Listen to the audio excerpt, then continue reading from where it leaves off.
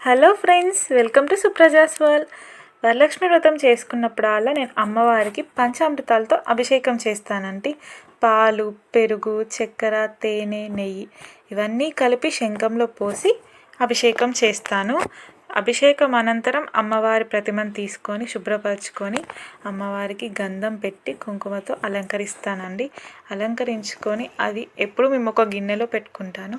అదే గిన్నెలో పెట్టి అమ్మవారికి రూపాయి బిళ్ళలు, ఆరు 5 రూపాయల బిళ్ళలు, 10 రూపాయల బిళ్ళలు, ఏవైనా బిళ్ళలు ఉంటాయి కదా, కాయిన్స్, వాటితో అభిషేకం చేస్తానండి.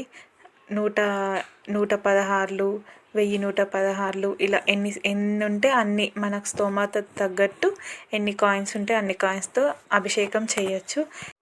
కాయిన్స్తో అభిషేకం చేసిన తర్వాత అష్టోత్తర శతనామావళి చదువుతూ పూలతో అర్చన చేయాలి.